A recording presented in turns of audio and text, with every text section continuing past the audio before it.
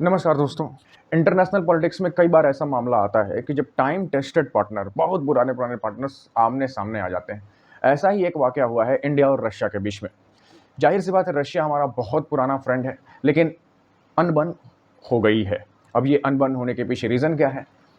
Ukraine के पास एक port है ओडेशा, वहाँ से यूक्रेन से कोई सामानों की आवाजाही होती है। ये पोर्ट इस समय वॉर जोन से थोड़ी सी दूरी पर है। कई बार मिसाइल्स वगैरह लॉन्च होती हैं तो इस जोन में भी आ जाती हैं। उस ओडेशा पोर्ट से कुछ दूरी पर से एक कार्गो शिप जा रही थी जिसका नाम था गोल्डन एम लियो। इस कार्गो शिप पर 17 क्रू मेंबर तैनात थे, जिसमें 4 से 5 भारतीय थे।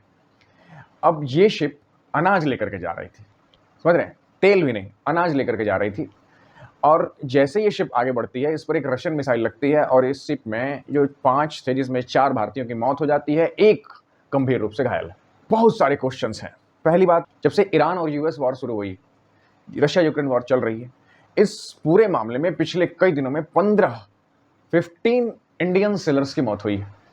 जो भारतीय, जो किसी न किसी तरीके से तेल शिप को, टैंक को कैरी करते हैं, टैंकर शिप को, या फिर अनाज के टैंकर्स कैरी करते हैं, कार्गो शिप को कैरी करते हैं, उस पर मिसाइल मारी जाती है, इसमें कई लोगों की मौत होती है।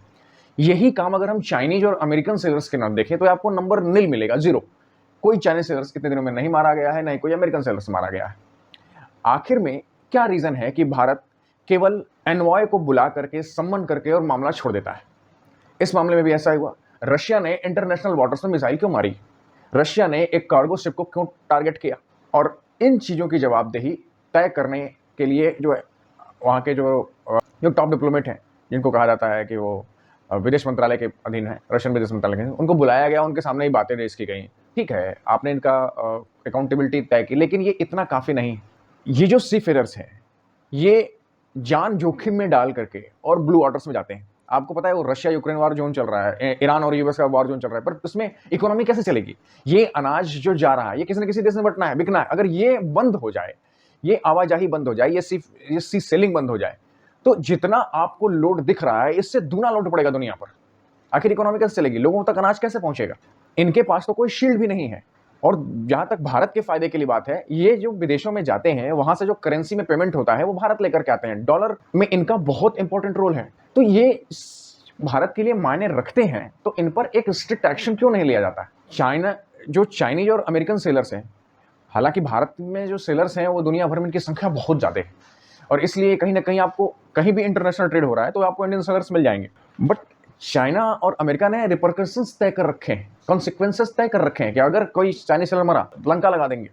इसलिए जो अटैक्स होते हैं उनमें अगर कोई शिप जा रही है तो वो डबल ट्रिपल क्रॉस चेक करते हैं कि इसमें कोई चाइनीज सेलर तो नहीं है। इंडियन सेलर्स के बारे में ऐसा हो ही नहीं रहा है। कभी यूएस से मिसाइल मार देता है, फिर कभी ईरान मिसाइल मार देता है, अब इधर भी तो आपका सबसे time tested friend Russia missile मार देता है। तो ये जो चीज चल रही है, ये बहुत गलत है, बहुत गलत है। अगर इस मामले को भारत ने पुख्ता और तेजी की मजबूती के साथ नहीं उठाया तो खाक आपकी फॉरेन पॉलिसी। उन शिप, टैंकर, कार्गो शिप्स पर, टैंकर शिप्स पर काम करने वाला जो बंदा है, वो कोई किसी देश की तरफ से नहीं लड़ रहा है, वो इंटरनेशनल वाटर्स में है, कोई बॉर्डर नहीं है। वो बिल्कुल जिसको कहा गया है कि वो अपना काम जो बेचने और बिजनेस के लिए जा रहा है। तो पहली बात तो इस पर भारत को जवाबदेही तय करनी चाहिए। आइदर वो आपका फ्रेंड हो या नॉर्मल हो या एनिमी हो, कुछ मतलब नहीं है। जवाबदेही आपको तय करनी चाहिए। केवल कड़ा रुख जता देने से, निंदा कर देने से, सवाल पूछ देने से नहीं होगा। 1-2 मरते तो कुछ कहा भी जाता, 15-15 मर गए और आप अभी भी वही कर रहे हैं। So I think India's foreign affairs should change the policy in the matter of death of the innocent sailors. जय हिंद।